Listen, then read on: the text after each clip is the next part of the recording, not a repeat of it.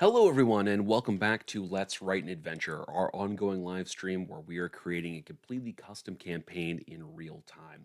I'm RJ Kerr, your host, as always, and today we are going to be hopefully, finishing out our custom monster, the Borkara, um, a creature that we've been working on as part of our Monster Hunt side quest in this campaign that has the unique ability to affect the memories of those who see it. So, before we jump into that, I am going to give you a quick sort of, um, summary of what we've done so far in case you're new to the channel or you haven't caught up on some of the latest episodes. So, we are, as I said, building a campaign that's entirely custom. It has its own unique domain of dread. And to do that, we're using a story circle structure.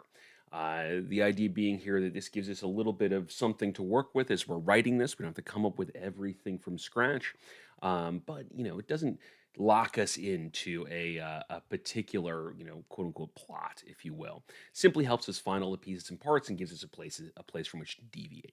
And so we've been filling that out as we go. We've done a fair amount of this already. We have figured out how our characters enter into this domain of dread through a portal that opens up on the blood moon. We've talked about what kind of personal motivations would draw them through this portal. We have figured out where they land once they come to this domain of dread at a shanty town that we're calling Darkport that sits on the edge of an inland sea. We figured out this inland sea is a big part of this domain of dread. It was once the basin of a thriving metropolis that's now fallen into ruin and become flooded. And we've also realized that the dread lord of this domain is an elemental villain we're calling Ovander, and we're still figuring out exactly how Ovander fits into the overall context of this campaign and how he'll affect the characters as they play through. Although that's something I think we should tackle in the near future here.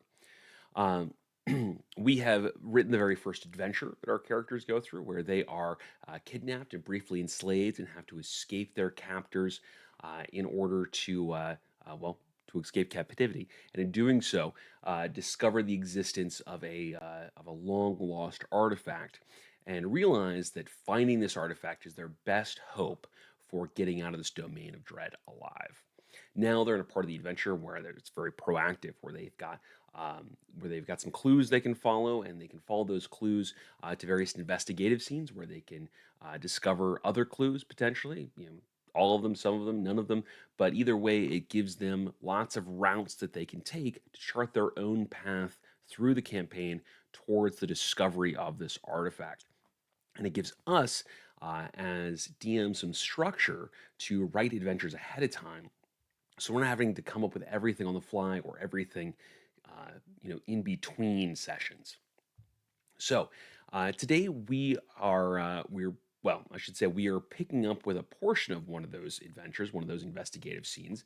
We've written out a whole bunch of them in varying degrees. Some of them are simple social encounters, some of them are complex social encounters, others are five-room dungeons, others are heist-style adventures, and we'll have some that are bigger and smaller to add into that as well. We've got plenty to build. Um, Out of one of our simple social encounters where the characters are talking with a retired monster hunter, we have built this side quest, this monster hunt side quest, where this monster hunter wants the characters to go slay this beast that he was never able to do when he was fit and full of vigor. And we spent a lot of time brainstorming this beast. We've come up with a lot of ideas for it, and we've locked down a lot of its special features, naming it the Borkora from your guys' input here. And so today, now that we have those special features all mapped out, we're going to get into some of the nitty gritty. We are going to start assigning things like armor class and hit points, and ability scores, and what have you as we round out this beastie. All right. So I'll share my screen in a moment here, but before I do, let me remind you that this is an interactive stream. So as you have thoughts, ideas, comments, opinions, questions, concerns, or anything else you want to talk about while we go through this, please feel free to jump in the chat. You guys come up with some amazing stuff. And so I love hearing from you. And even if you're watching the recording of this, please feel free to jump in the comments with your ideas, thoughts, and questions. Always love to hear from you guys. So with that being said, let me share my screen. and let's jump into this. First and foremost, we got a couple welcome messages. Hey, welcome back. Yeah, it's good to be back, everybody. It's Dragon Con was a blast. Such a good time.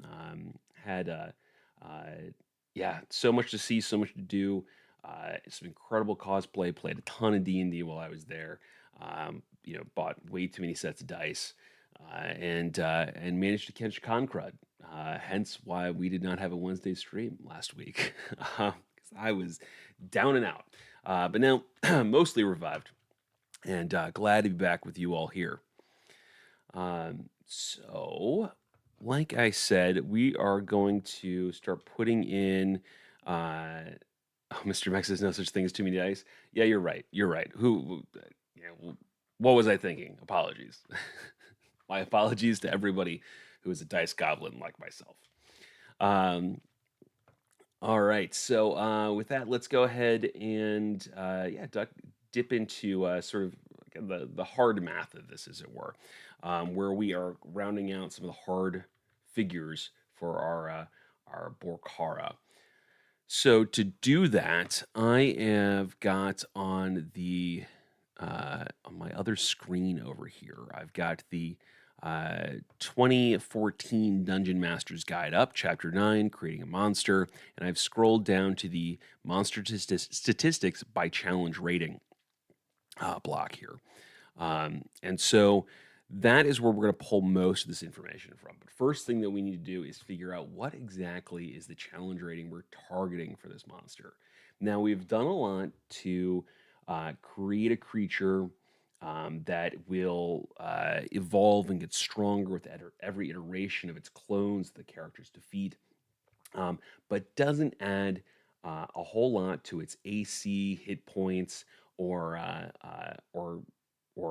combat damage, which is really good. It means that we can kind of hone in on a particular challenge rating, and it'll still become more difficult without making our job more complicated.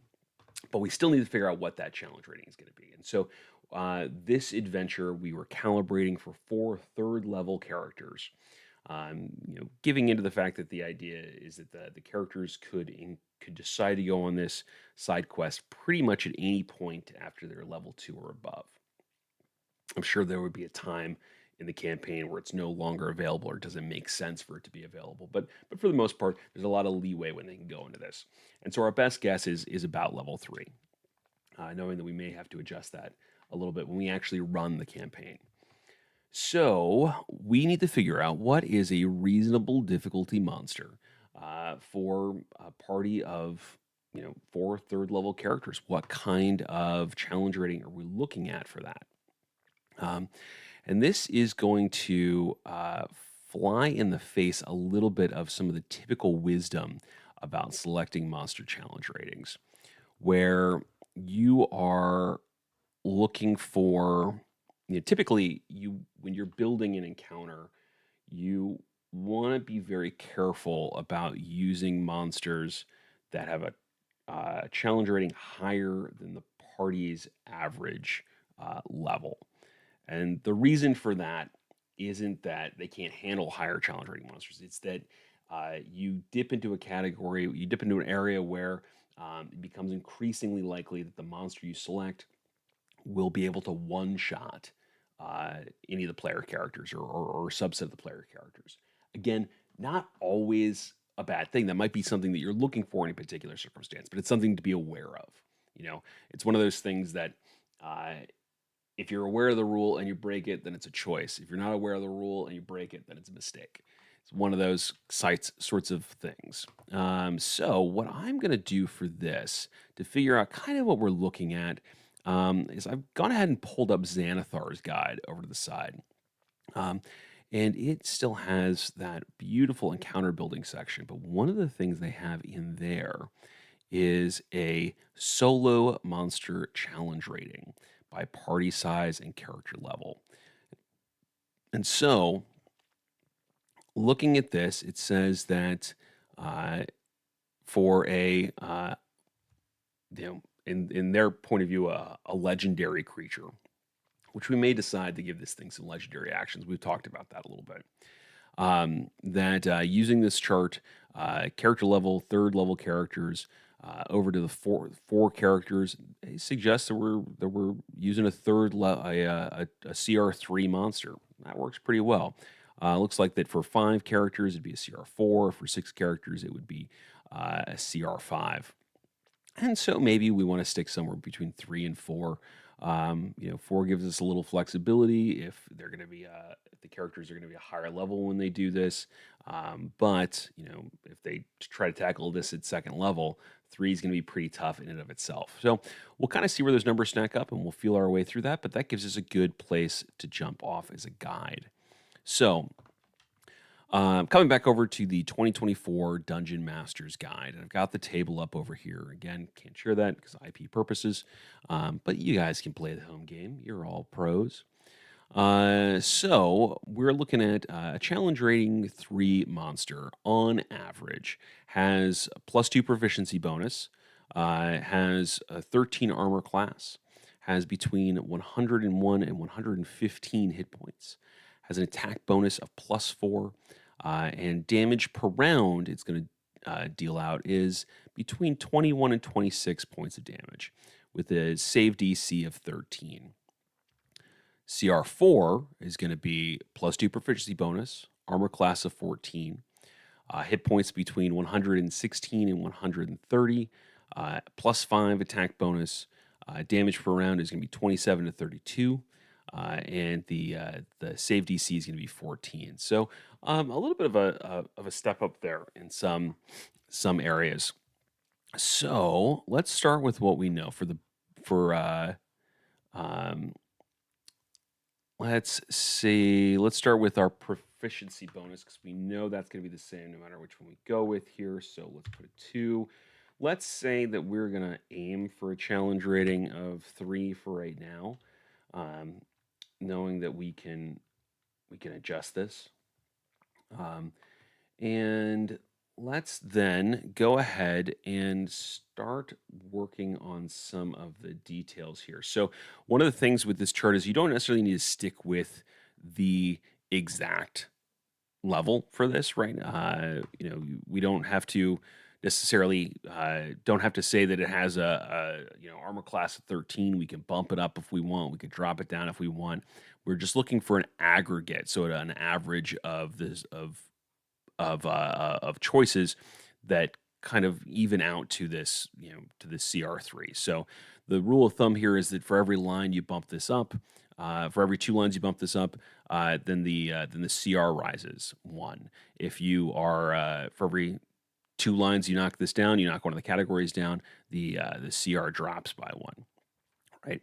So the idea being that if we decided we wanted to use 71 to 85 hit points for it, which is on the CR1 monster line. Um, then theoretically, if we did everything else for the CR3, it would drop to a CR2 monster.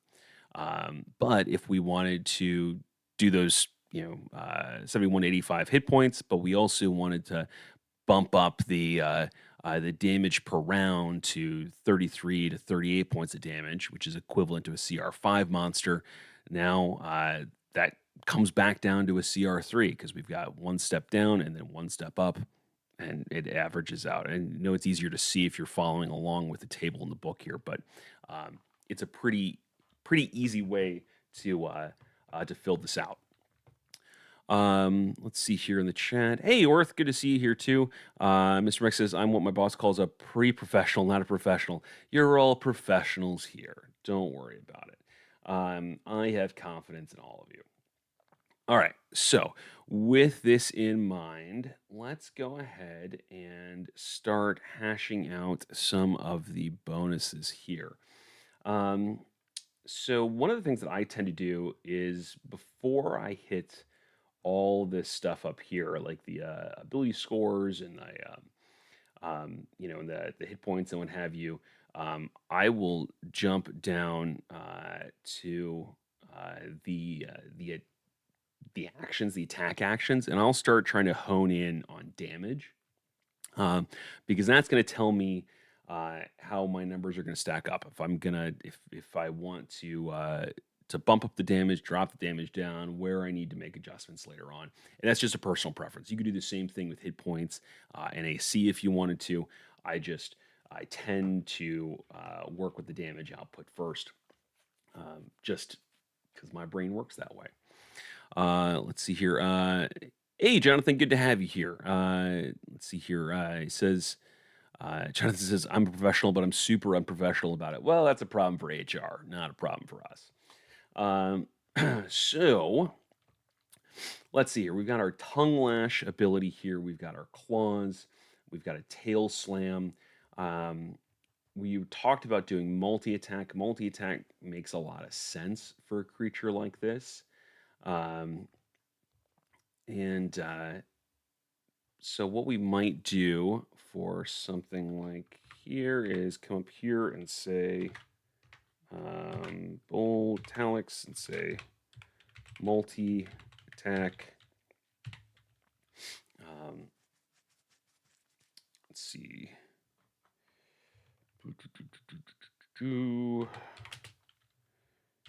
TK monster. So we're just going to control find and replace that with the name. Multi-attack TK monster makes 2 attacks. 1. Well, we can just say makes 1 tongue lash attack and 1 claws attack. And so simple way to, I guess we'll make that singular claw. Simple way to figure out how we're going to distribute the damage out here so that we know that we're looking at, for tongue lash and claw, we want to separate up the damage for the CR, whereas the tail slam can be the full damage for the full round damage for the CR here. And we don't have any ranged attacks for this bad boy. And frankly, I don't know that we necessarily need to have any ranged attacks for it. We're probably going to extend the range. We're probably going to get some reach on this tongue lash. Because that just, I think, makes a little sense. So let's go ahead and get rid of the ranged attack. We'll hold on to it for a minute. We'll delete it in a second here once we're sure we don't want to use it. Okay, so for a CR3 monster, let's start with the tail slam here, because that's going to be the easiest one to do. We know that we're looking for a range of 21 to 26 points of damage per round. And we're going to assume that it's going to hit it's going to hit each round is the assumption we're generally making when we make these monsters. And so we are going to want to say that let's figure out a dice and bonus damage here, or a dice and modifier here that is going to come out to that on average. So again, these are the average numbers. This is not like the maximum output, which accounts for sometimes you'll hit, sometimes you won't, sometimes you'll roll high, sometimes you'll roll low. It'll all come out generally in the wash about the same. So 21 to 26, if we're looking at the averages here, we can just pick a size dice that works for us. And simple math on that, you simply add the highest number to the lowest number on the dice and divide by 2, which gives you your average damage on that. So like a D8 would be 8 plus 1 divided by 2 equals 4.5. And so we could work with that to round that out. So for example, we could say that this is for example, a 4D8 on that. That would be 4.5 times 4, which comes out to 18, which is a little bit low from what we're looking for here, but then we can add the modifier. So maybe we say that we have, in this case, a +4 modifier. And so we get the average damage up to 22 in this case. We could pick a different size die and try to aim somewhere close to the middle. I generally try to aim somewhere roughly in the middle here. 22 isn't too far off, but I feel better around, maybe 24 or 23. Um, and so we could simply bump up the modifier here if we wanted to, or we can play with the dice. And so if we did, let's say here, D10s, those would be 5.5. Four of those would come out to 22. And then we can make this a +2 if we wanted to do that. Um, that bears in mind that our proficiency bonus is 2. And so, yeah, that kind of works out in the case that if we say that this is going to become like our strength modifier or something like that, plus our proficiency bonus to hit. If we make this a 2, that means we got a +4 to hit. That's in line with our 3 CR. So why don't we do that? Let's do 4d10 instead. And then let's make that a +2. And so 4d10 is going to be 22 plus 2 is 24 points of damage is the average. And the plus hit on that is going to be +4, since this will be our strength modifier, and we know our proficiency bonus is +2, right? Math, everybody, math. And so let's go ahead and make this bludgeoning damage, shall we? Bludgeoning damage. And we now have some of the information that we need for one of our ability scores. We know that our strength modifier needs to be a +2. So we come up to strength over here, and I generally default to just giving them the highest within that range, So it's giving them a 15 instead of a 14, but honestly, it doesn't really matter. You can mix it up. You can pick one or the other, whatever you like. So we've got one of those attacks down. Now we have the same sort of challenge, but we've got it with the multi attack here. So let's, now that I think about it, something we might want to add to the tail slam is some other kind of special feature. Because we've got special features for the tongue lash and the claw, right? Which means the target can be grappled or restrained, the target can be poisoned, what have you.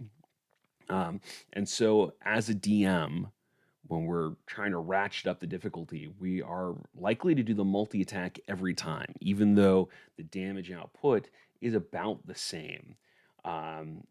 Or will be about the same, because there's the opportunity for other interesting effects. And so we should probably add something to the tail slam to make it a more viable choice, something that the character or the DM is more likely to use when they're facing a single opponent or specifically tough PC that works. And you guys are already ahead of me here. Jonathan Frost and Mr. Mex. Jonathan with the knockdown, knockback, reduce the damage to reflect additional effect. Mr. Mex with a swagger or prone. I would say a prone is probably what we're going for here. So a knockdown or a prone. There's nothing wrong with a knockback, something like that. The idea of reducing damage would usually be a reaction, and we could build one out in here for that too. That might be something we want to give this creature to give it a little more survivability. When it goes one against the mob. But the reason I would pick a prone instead of a knockback in this situation is because we don't have a lot of ranged. We don't really have anything in the way of ranged attacks for this creature, and so the creature is going to be better served by keeping the distance closed, or keeping the distance close in melee range, and preventing one, creatures from leaving that easily, and two, giving itself advantage on those attacks by knocking somebody prone. And so it's just better tactics for this creature against our player characters. And it may feel a little odd to think in the terms of how would this monster best go about killing our player characters. But the fight will feel more challenging. It'll feel more real. Your players will feel like they really overcame something and that you didn't hold back on them. If you put some thought into this creature wants to survive. To survive, it has to beat the player characters. How is it going to do that? How are we going to give it the most effective tools to do that? And so, again, I would go with the prone here. I think that's a good idea from you guys. So, um, we'll say on a hit, the target creature must make a DC, and we know that we're going around challenge rating 3, so these are DC 13 now. DC 13. Ooh, probably strength saving throw is probably what we'd make on this. Strength saving throw or be knocked prone. Boom. Now we have an interesting choice. Cool. So, with that in mind, let us go and start working on our tongue lash here.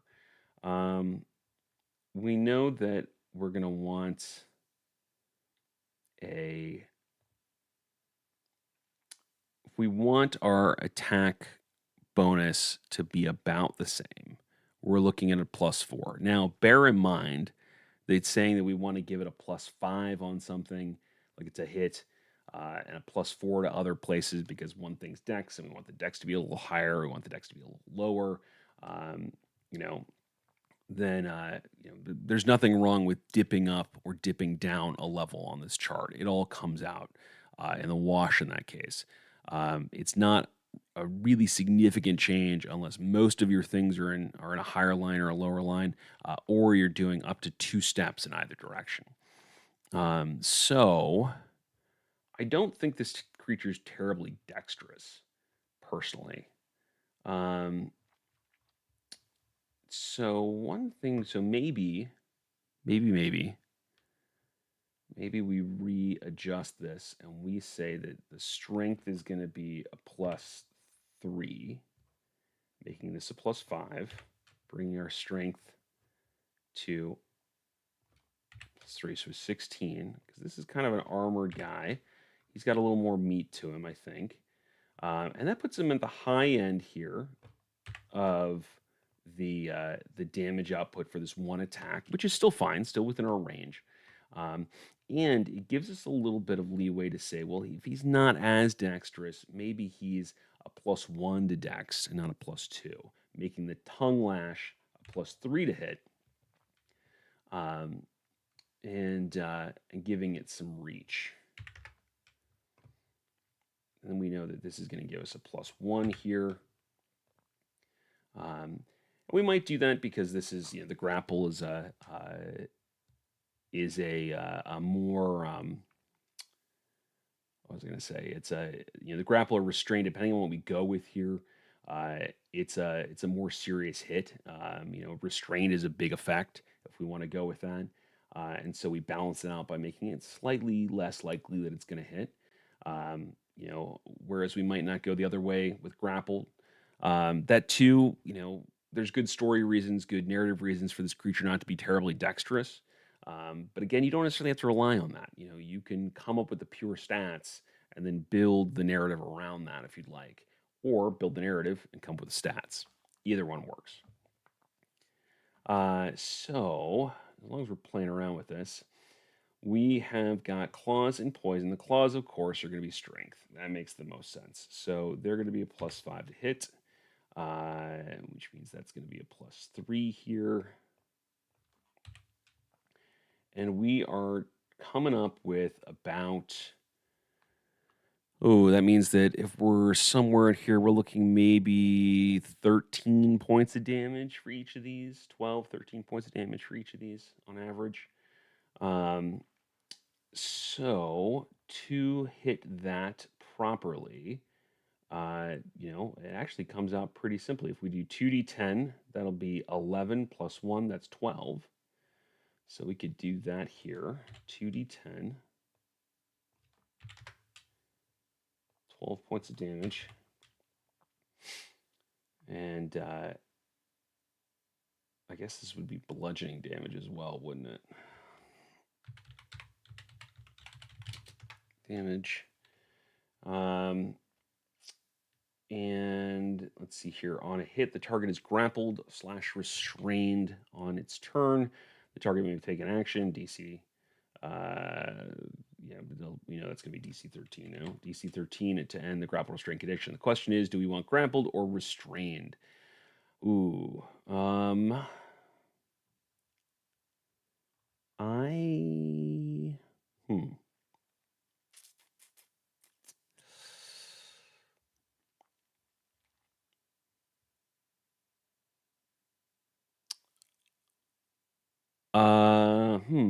Grappled or restrained? I'm kind of leaning towards grappled on this one, to be honest with you, because the attack is going to do damage as well. It's a pretty heavy hit if they're restrained and they're dropped to 0. We don't have a swallow attack or anything like that. Although, we could certainly build one in, um, especially if this creature's feeding on people. We could work that in. And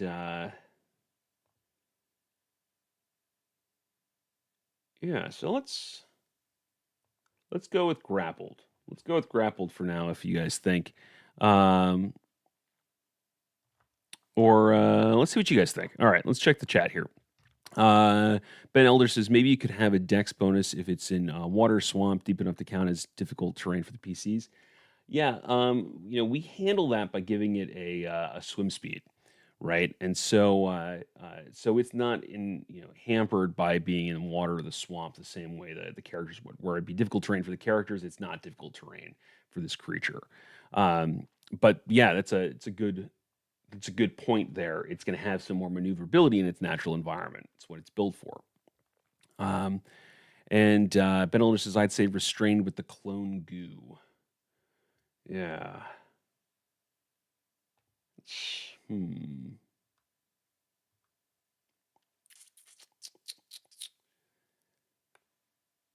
The only reason I'm not saying restrained on this right out the gate is that restrained is going to give this creature um, advantage on whoever it's restrained by. Um,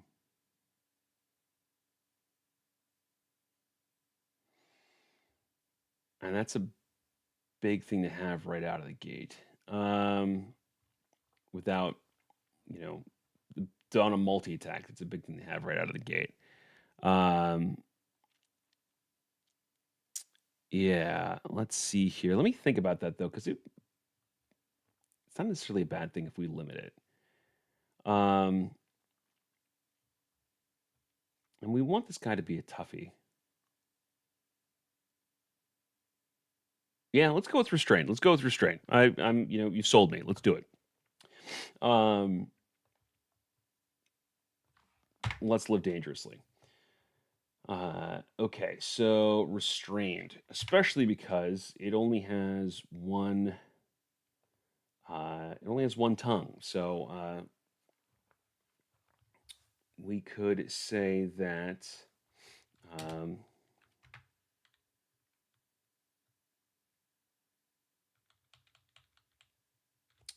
yeah, so we can say that TK monster can only have one creature. Let's see here, on hit. If the target is this is a large creature we're probably going with at this point. Either way, we could say that on a hit, if the target is a large creature or smaller, it is restrained.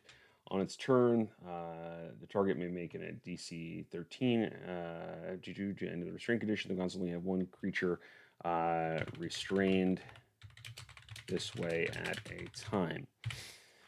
Gives us a little bit of limitation on that.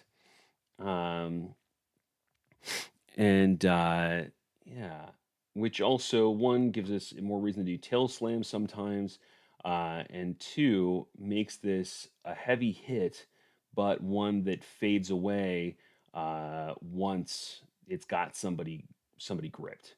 So I think think that's good. I think that's good. I think that balances well. Um,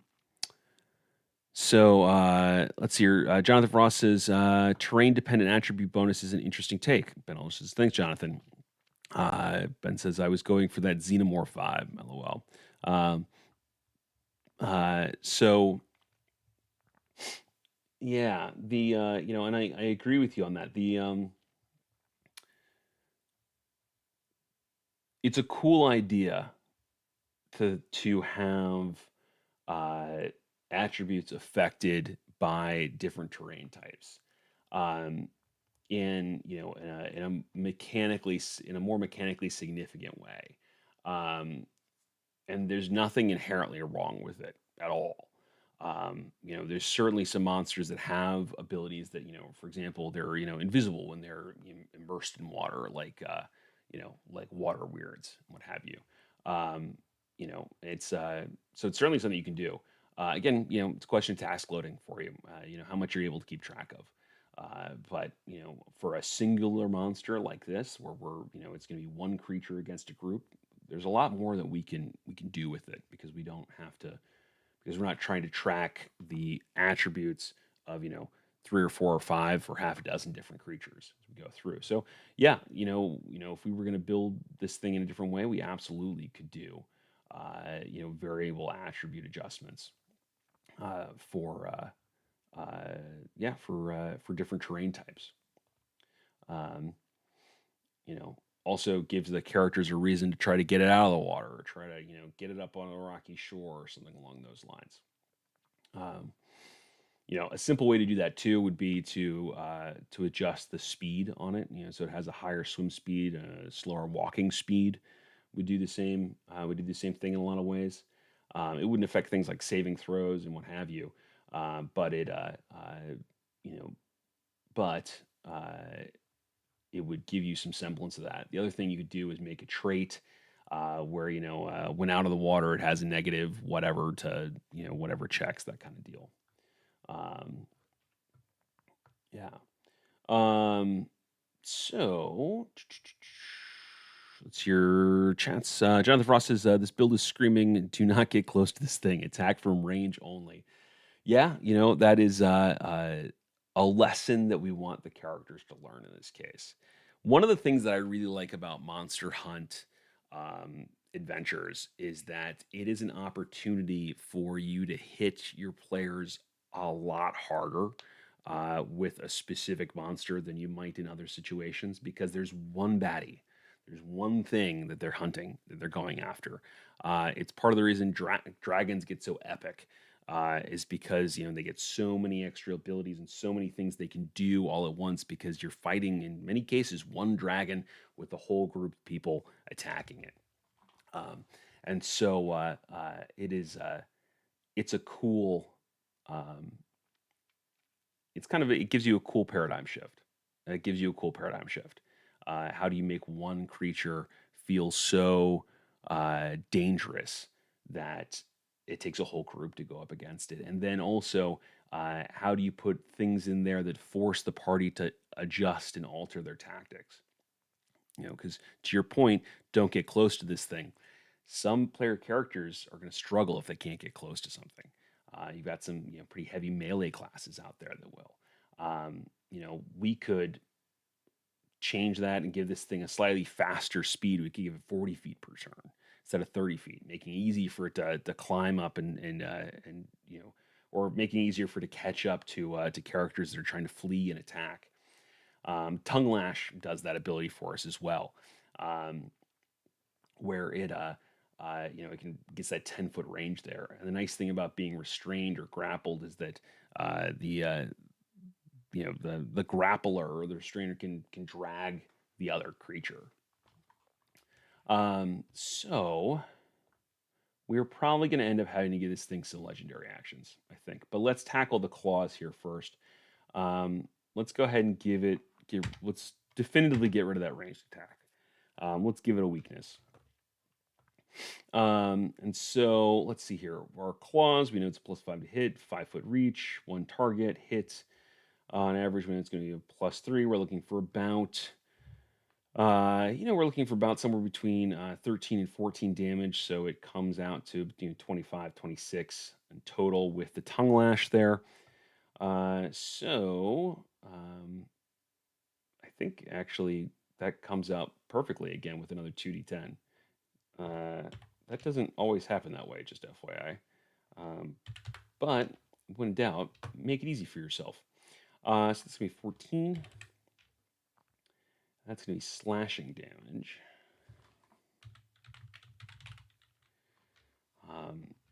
Urban Space Guy, DC 13, we know now.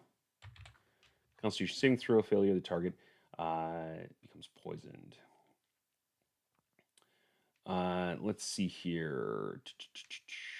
Cool. So our attacks are pretty much done here. We can now go ahead and start working on some of the attributes and other ability scores and some of the other features while we mull over the idea of legendary actions. I am growing. I am coming to the slow conclusion that I think we need some for this to make this to even out the action economy a little bit. I think that we need it. And not all of those legendary actions have to do damage, um, but it's something to consider, and it is something that we might need to work into the challenge rating here. So it may affect the damage outputs we're putting into this so far, because if it does more damage per round because of something like a legendary action, um, that is going to uh, that's gonna affect things. It's gonna affect its CR. That doesn't mean the legendary actions have to always be damage dealing. In fact, I think some of the best legendary actions aren't just it makes an extra attack, but it does a cool thing that gives it a tactical advantage in some way, like being able to move without provoking attack of opportunity or something like that. But I digress. All right, so we know that we want a +1 to our dex here, so we're going to put that, and we'll say, for variety's sake, we'll give it a 12. We are probably going to leave wisdom somewhere around a 10 because this is a creature. It's not, not a thinking individual or not a thinking thing in the way that we have sort of described it and discerned it. It is it is motivated by more base motivations, but it doesn't mean that it's easily, beguiled necessarily, or any more easily beguiled than a regular animal. So we'll make the intelligence lower, I think, and we will. We may make the charisma a little bit higher, to represent its serious force of personality here. Its sort of singular drive. Um, but those are things to consider. The Constitution will be an easier one to figure out as we look at the hit points.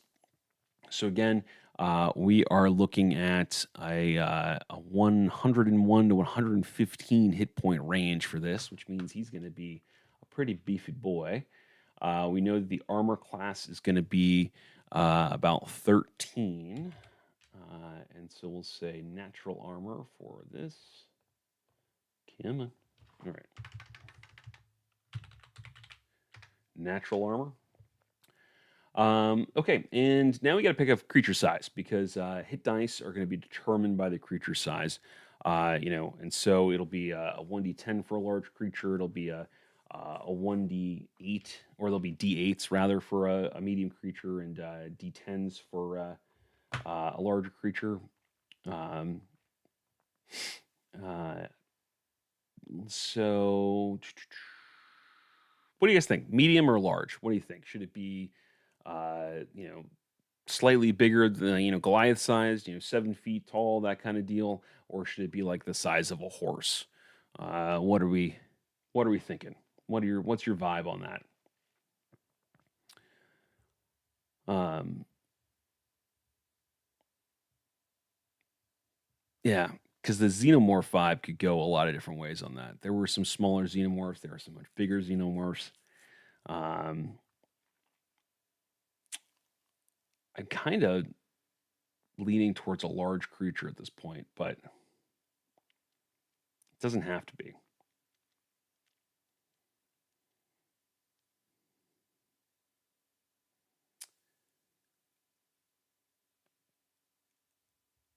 Let's see. Let's see here. Mr. Mex says maybe large creature if it's not meant to be agile. Yeah. Yeah, I'm kind of with you. I think it should be a large creature. So we're looking at D10s, I think.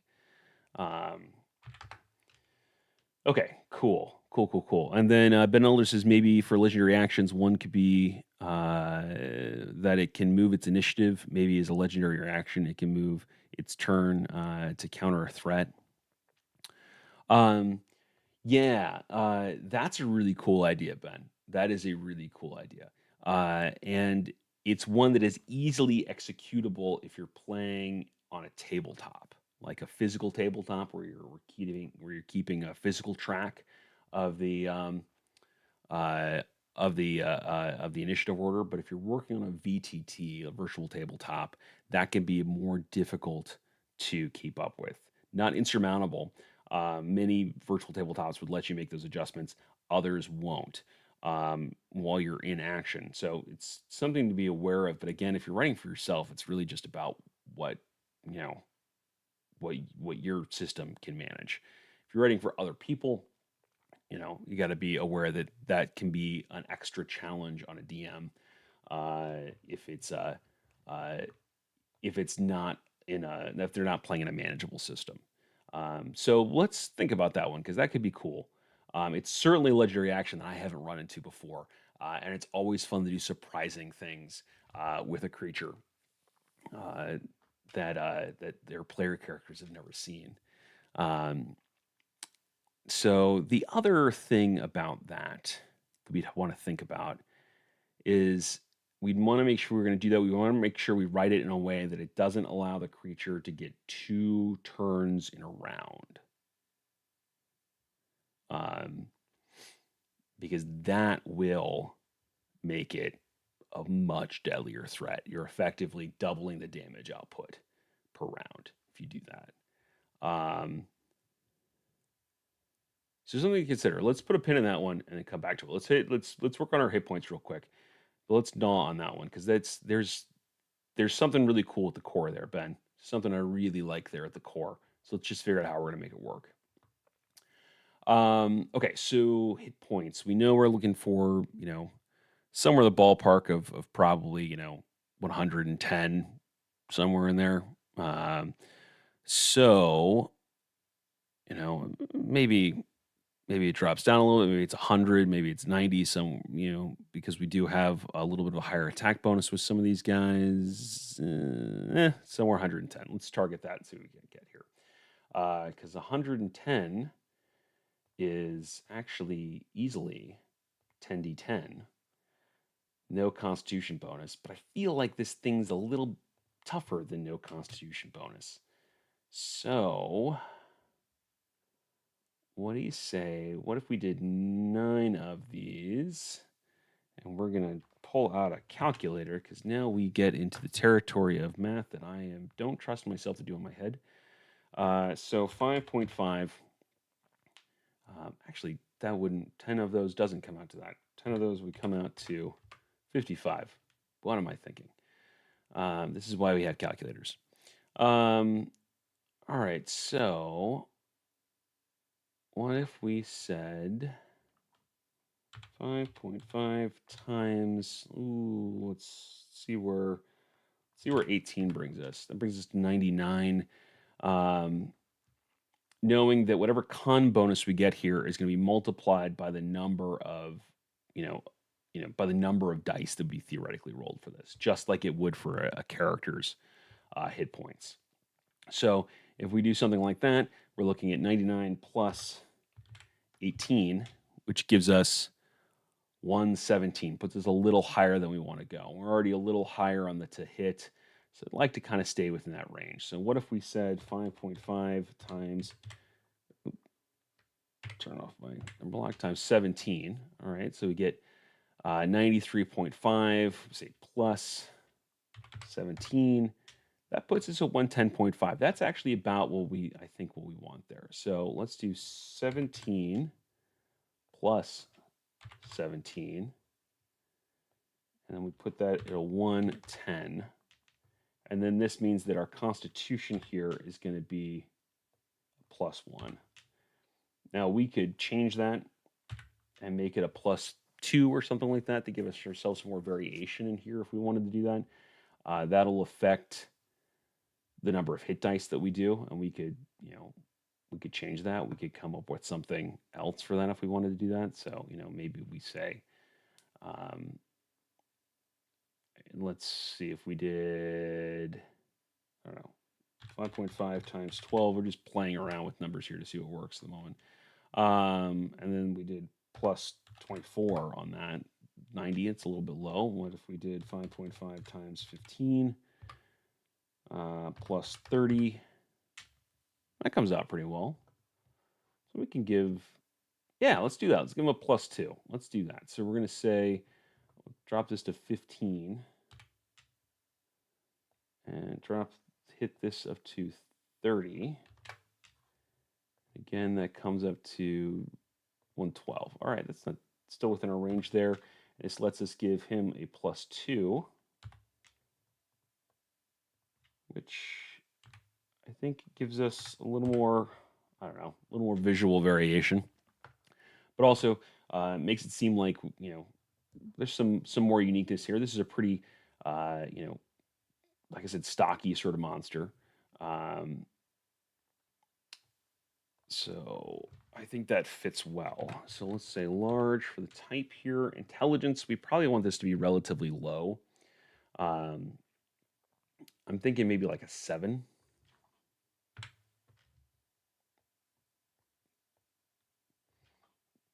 So we're looking at like a -2.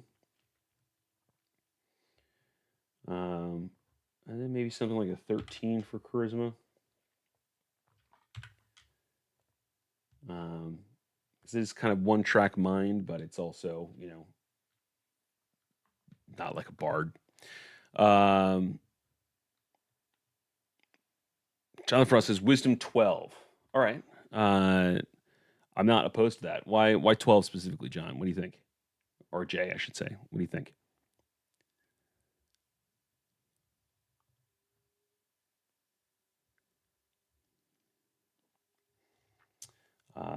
While he's typing out his thoughts on that.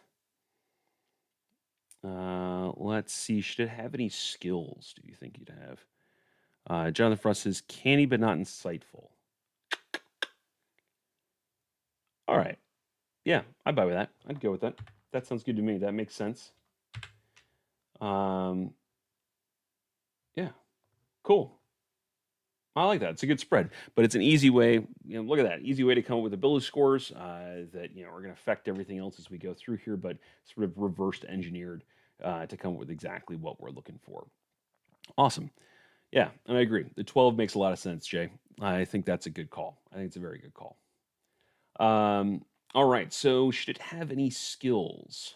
And while we're talking about that, we should go ahead and give it passive perception, which we now know will be an 11 instead of 10. Dark vision. The standard seems to be 120 feet these days. Blind sight, we can give it any sort of distance. I tend to, give it 30 feet of blind sight or something along those lines. You can always massage that as we need to. We could drop it to 10 if we wanted to. We could drop it to 20, extend it, but 30 feet. Well, now I say that 30 feet feels like a lot at the moment. No, I don't think it is. Let's put them at the edge of their 6 seconds of movement outside. I think that makes sense. Languages, we said it speaks common, but can it? We know they can understand common. Do we think it could speak? Probably not with all of its mouth, strange mouth parts. So maybe it says understands common, but cannot speak. Let's see here. Ben Ellis is a bonus to perception, investigation, for checks involving tracking or hunting or party members. Um, and small Mr. Mex says small words like food and hungry. Yeah, okay, we could do something like that. Understands we actually, yeah, let's say understands common but speaks in small speaks in simple terms. Actually, you should say, but it's only able to communicate simple ideas. Okay.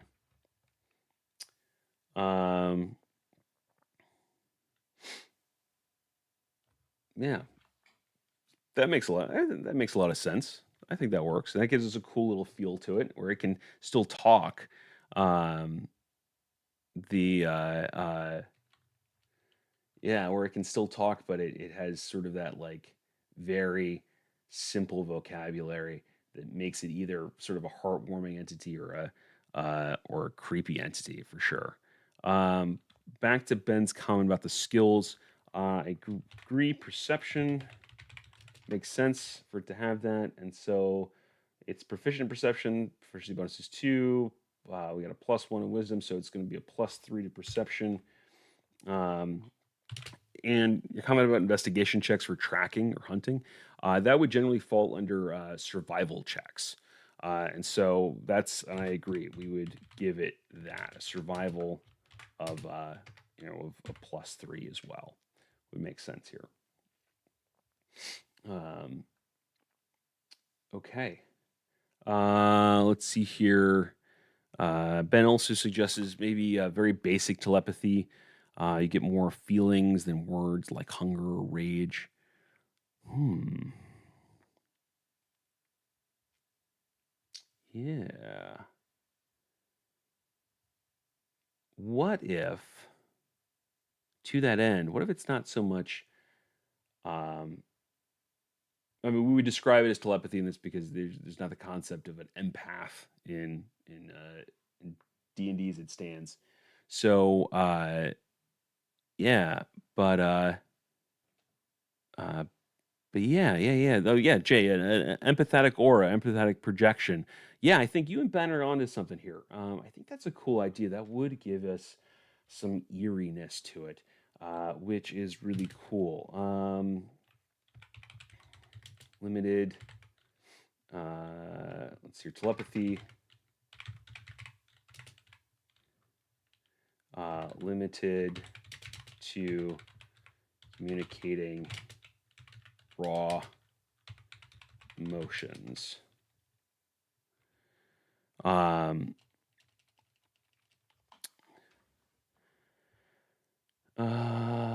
let's see here. The Mr. Mech says, could it communicate like that with whoever is marked by it?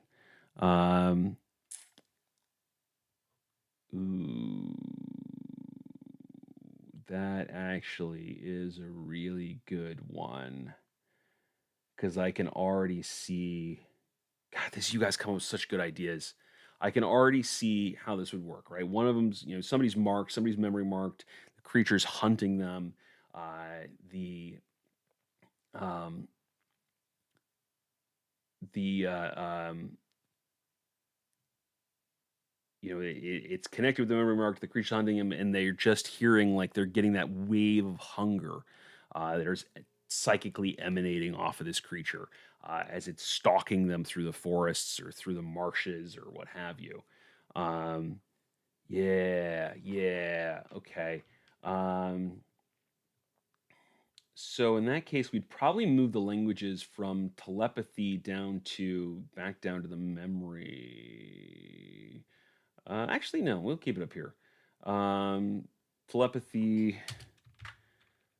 Normally, we'd say most telepathy is only about 120 feet.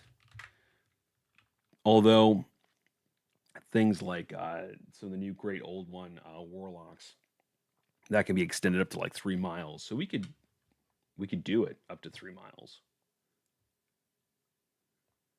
I kind of want to do it up to 3 miles.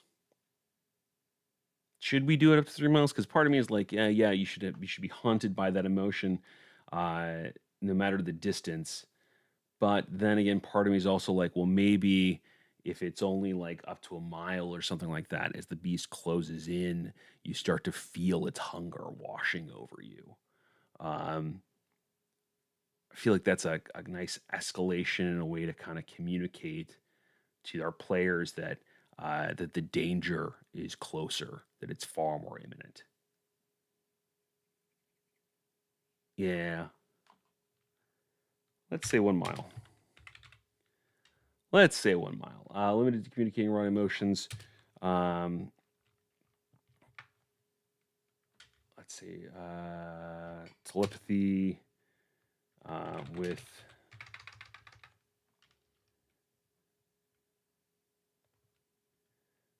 Let's see. Your telepathy with creatures affected by memory marked traits. Limited to communicating raw emotions. Okay, cool. Creature type should definitely be an aberration. Aberration. I guess it could be a monstrosity. Aberration makes sense to me. But again, golems, stuff like that, they're monstrosities. All right, probably a monstrosity.